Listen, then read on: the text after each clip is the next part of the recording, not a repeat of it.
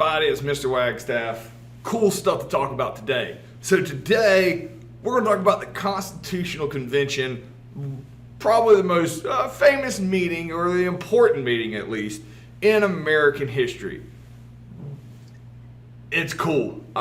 Without giving you any more intro into it, let's just jump into it. It's awesome.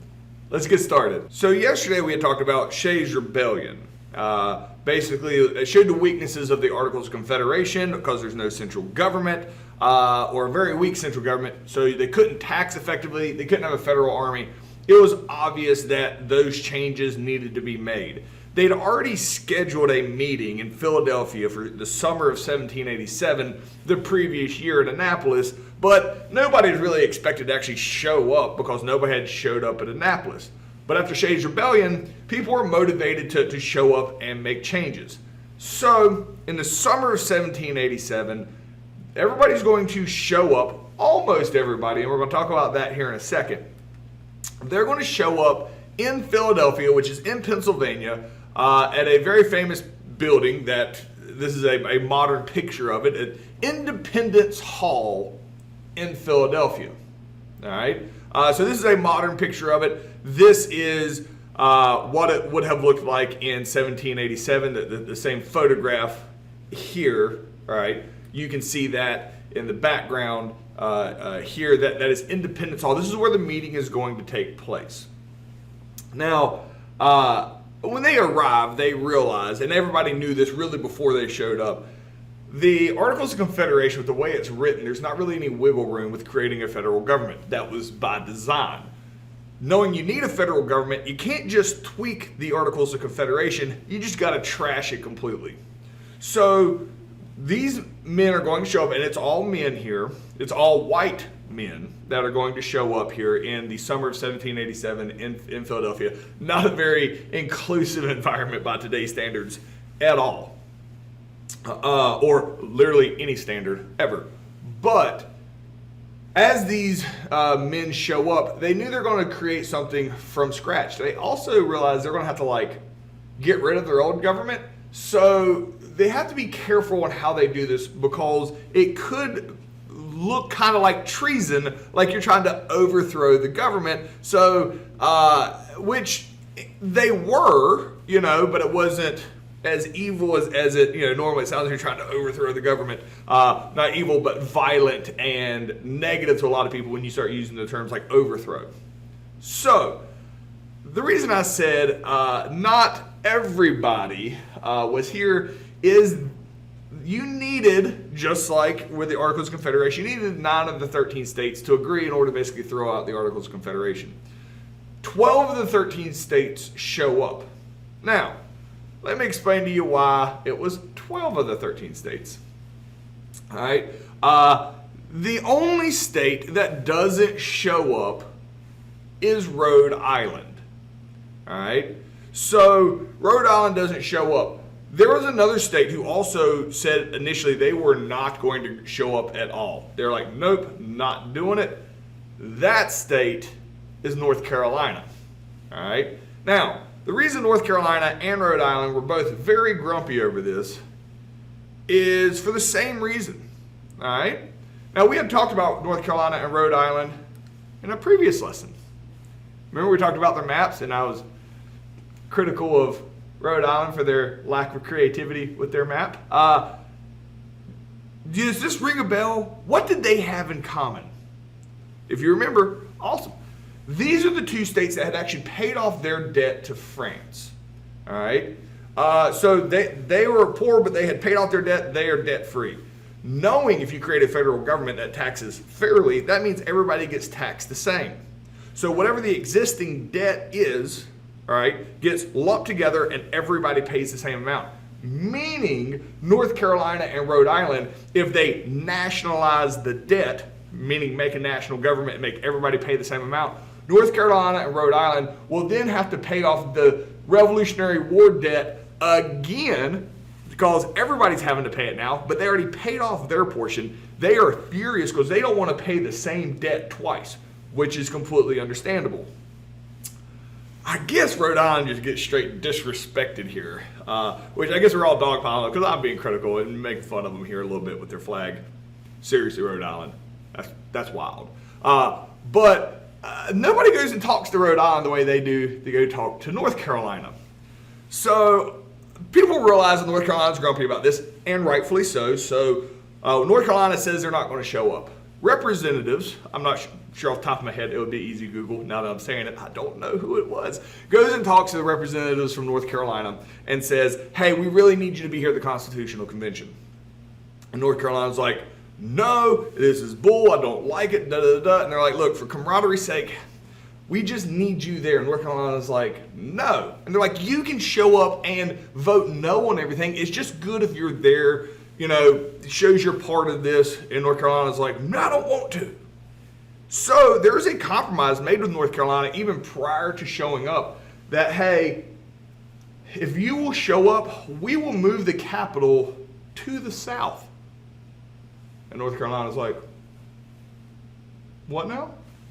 So at the time, and this is in the New England region here, I had to use a subway line here or a train system. Anyway, so the 3, 2, and 2, that doesn't really mean anything for what I'm showing you here. Philadelphia and New York City will kind of go back and forth of what the capital of America is. Like, depending on multitude of reasons, both of those were used the first 10 years as the capital of the United States. They hadn't really formalized where the capital was going to be. So the promise is to North Carolina, if they will show up at the Constitutional Convention, they will move the capital to the south, which present day is Washington, D.C. All right. At the time, it's just swampland. That's a whole nother story of why that specific land got chosen. It doesn't look that far down south, and Washington, D.C. may appear to be in the north if you're from the deep south, but because it is between Maryland and Virginia, Maryland is technically the south, all right, because they are cash crop growers. So it is that you're basically putting the capital into the culture of the south. All right, which is geographically just as important, or the culture is just as important as the geography of where it's at. So it doesn't just look out for one half of the country and not the other. So this is a big carrot dang on the front of North Carolina. Well, let's keep in mind, North Carolina, the states are way bigger back then because most of it was uninhabited. They'll break off and become different states like Tennessee and all that. But North Carolina here, keep in mind, everybody's traveling with horses and wagons. It takes a long time to get places. So North Carolina is like, all right, well, if it's closer, that would be better because the closer you are to your federal government, you feel like you have a little bit more control over it. Because remember, with England, 4,000 miles away, didn't care. The closer you are, the more they cared about you because the people in England got a whole lot more benefits than the people that lived on the other side of the world. So this idea that you need to be close to the capital or close to the government in order to have good treatment, that's still in everybody's mind. So North Carolina agrees to show up, but they're like, but we're just going to stay in the back and throw stuff the whole time. And they're like, fine. So most of these votes, all right, end up being and Rhode Island just doesn't show up. They just don't come. So there's only 12 states there of the 13. And so usually most of the votes are 11-1. Everybody's after they get done voting, and everybody's like, yay. And they're like, are there any nay votes? North Carolina's like, no, in the back. But the whole purpose was to get North Carolina there to show, unity among the United States. So when everybody shows up here, and this is a painting of the Constitutional Convention, lots of paintings of the Constitutional Convention, that all these famous founding fathers, Alexander Hamilton, Thomas Jefferson, they all show up. Well, these guys have very specific views on how they're going to create this brand new government out of nothing. So the first thing you got to do is pick somebody to be in charge. This position is going to be called the President of the Constitutional Convention. These men do not agree on very much at all. What everybody does agree on, George Washington is awesome. America won the Revolutionary War. George Washington was the head general in the Revolutionary War. He is the superhero of the time. He is the ultimate celebrity. He is like every celebrity that exists in society today combined. That's how popular George Washington was. And they picked George Washington to be the president of the Constitutional Convention. Another big reason that they picked George Washington to be the president of the Constitutional Convention is because of his stature and size. Not only is he's a quiet, reserved man, very intelligent, he is also enormous for the time. He's about 6'1", 200 pounds, which is huge in the 1700s, where the average person was about 3 to 4 inches shorter than they are today. So he is a huge human being. This is going to be necessary because while these are all the paintings that get made at the Constitutional Convention, keep in mind, this basically felt like treason, so it was all super secret, right? They want to be really quiet. So none of the paintings got made during it. It's afterwards, and when their final product, the Constitution, is obviously it's a big hit.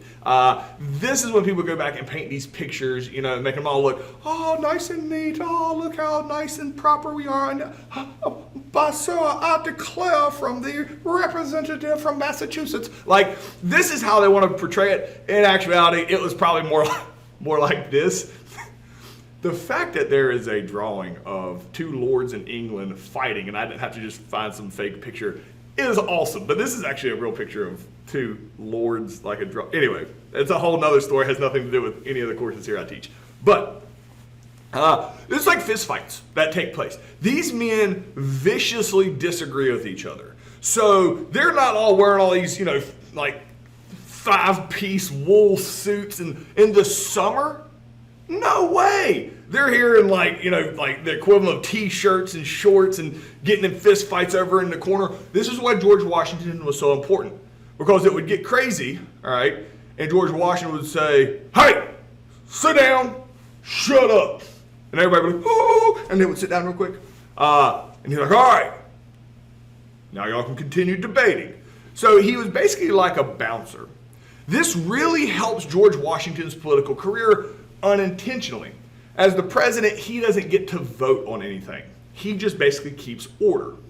So when everybody leaves the Constitutional Convention, they're all going to be pretty grumpy with each other because they've been arguing for so long.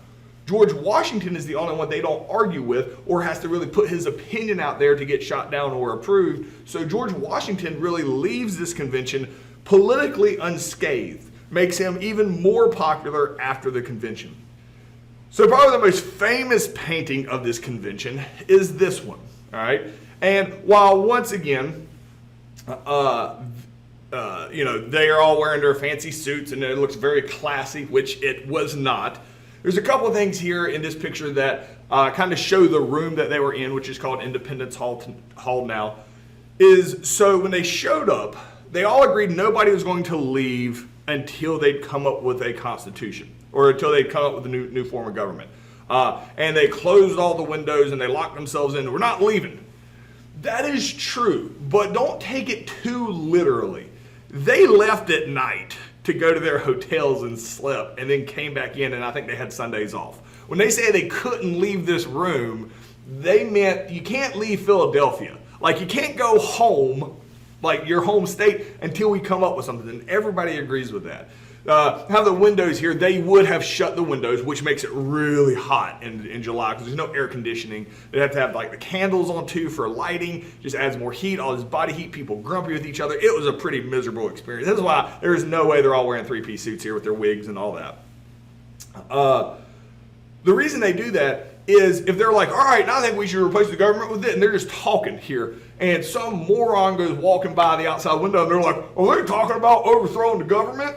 And then people just panic because the media can run with it, all right? We saw that with the Boston Massacre. We saw with Thomas Paine's Common Sense how influential the media can be. If the media decides that, hey, we need to sell some newspapers and talk about how all these people are trying to overthrow the government and create us a strong central government, which was the Great Terror, could have caused some issues. So it was super secret until they could have something to present to America to decide if they want to go with the Articles of Confederation or this new thing which will eventually be called the Constitution. All right, so everybody's here. And they're focused. North Carolina's grumpy. Rhode Island's not there. George Washington is in charge here of basically running this constitutional convention. So that brings us to the question here. Why was George Washington so popular at this time? And what exactly was his job at the Constitutional Convention? Pretty much a softball question here, but if you'll pause me, answer that completely, and we'll move on. All right, so everybody knew at the very beginning that you had to trash the Articles of Confederation. That was going to be absolute, throw it out, completely unnecessary, nobody wants that. So we're going to start from scratch, and we're going to create a brand new style of government. The fact that these men together in this room out of their own brains, granted they've read a whole bunch of smart people throughout history, and create a government that is not been done before. This government is so impactful that after America creates a democratic republic, other countries that become a democracy, they don't copy John Locke, Montesquieu, Rousseau, the people that our founding fathers copied. They actually copy America. So people copy America's interpretation of this. It is really impressive. There's a lot of things to be critical of, and in history, and especially of America, how we'll kind of puff ourselves up when there's no need to. This one's pretty impressive. This truly is. That this document that we pull out of thin air has been as successful as it has been when similar things have failed. But the first thing that's in this document is the preamble of the Constitution of the United States. And it is important enough because this is like your thesis statement. Basically like your statement of what you expect your country to do. This is your ideals of American society and American government. It says, we the people of the United States, in order to form a more perfect union, establish justice, ensure domestic tranquility, provide for the common defense, means for everybody, promote the general welfare, means good for everybody, and secure the blessings of liberty to ourselves and our posterity. Do ordain and establish this Constitution for the United States of America. This is the ideals, this is for everybody to improve everything. Most of the time, America lives up to this. There are times, because this is still today, it's still the same Constitution that we have today. We fall a little short of this, and we'll talk about that later on in this course. Most of the time, we are successful in this. We're also going to create what is called a republic. Constitutional republic, democratic republic. This is different. So we're going to take pieces of Rome and pieces of Greece. Rome was a republic, Greece was a direct democracy. They both had issues. We're going to take the best pieces of those. So America is a democracy, but a direct democracy is where every citizen would vote on every law. That could lead to mob rule. It's also very ineffective. So America goes to the democratic republic concept, the constitutional republic, where everybody votes, but you vote for your representatives. And there's I'm not going to say no criteria on who can be a representative, but it's like very limited. Like you have to be an American. And so you vote on who your representative is, and the representatives in Congress will vote on laws. All right. The issue is, very quickly, when it becomes obvious that in a democratic government that you have people that vote, all right? Voting is how much power you have in the government, all right? So states are really concerned about giving up any power to have a strong central government, which has to happen to tax, have an army. So that's where all the concern is on this strong central government, because England's was awful. It was brutal. We hated it with a passion, didn't want to have anything to do with it because that's a monarchy. So we're terrified. All right, how do we not let that happen? Well, okay, step one, the people have the power. Like that is number one. That is the big one here that you have to acknowledge. The people have the power. Well, how do the people have the power? Well, each state, all right, realizes that by giving a central government, they're going to lose some power. So there is an argument here on how each state is going to be treated in the federal government. So they decide, okay, so people in the state will vote for representatives from each state. So the representatives in the federal government will represent the state. Cool. Everybody's cool with that. But then somebody raises their hand in the back. It's like, all right, well, how many representatives does each state get? Well, New Jersey's going to raise their hand, right? Now, New Jersey has a very small population. New Jersey raises their hand, and New Jersey says, well, obviously, every state's going to be equal. I mean, otherwise you just have one state that bullies another state. You don't want that. So all states are equal. Everybody has the exact same amount of representatives. We'll say 2 apiece. Everybody gets 2. Everybody's equal. Whoo! Moving on. Virginia, who has a massive population, one of the largest populated states at the time. I mean, they're enormous back then before they break up in West Virginia and Kentucky. Virginia's like, whoa, hold on now. New Jersey, you have like 4 people that live in your state. I have a gazillion, real number. I have a gazillion people. There's no reason your state with 4 people should have as much say-so on what happens in this country as my state, who has a gazillion. That makes your 4 people have a whole lot more power than my individual people in my state. I think it should be based on population. The more population you have, the more power you should have, the more votes you should have in Congress. Vicious fighting over this, all right? Over how do you divide up state power? By their population, and by power I mean how many votes and representatives do you get, because representation is power in the federal government. Virginia, the big populated states, want it based on population, whereas New Jersey and the smaller populated states at the time wanted everybody to be equal so they don't get bullied, and they fight viciously with each other over this. So this is the first big major issue here in the Constitutional Convention. How do you divide up representation and therefore power? So the question here is, what caused Virginia and New Jersey to disagree over how to organize the government? What was their problem with the other one's plan? So we just talked about that. Pause me here, answer that completely. Moving on. So being that is the first big issue, you got to have a great solution. And we really do pat ourselves on the back here, America. This is a pretty fantastic solution. This almost gets like pulled out of thin air, all right? And it's called the Great Compromise, all right?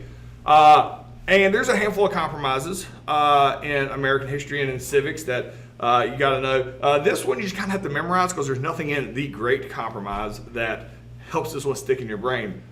But what it's going to do is it's going to make both people happy. It's going to take the Virginia plan and say, all right, we're going to do you. And New Jersey's like, huh, huh, huh. And then like in New Jersey, you know what? We're going to do you too. We're going to keep both of you. And they're like, what? How's that going to happen? Well, the legislative branch of the government, all right, called Congress. Legislative branch is Congress, all right? This building here is Congress. The entire building is Congress.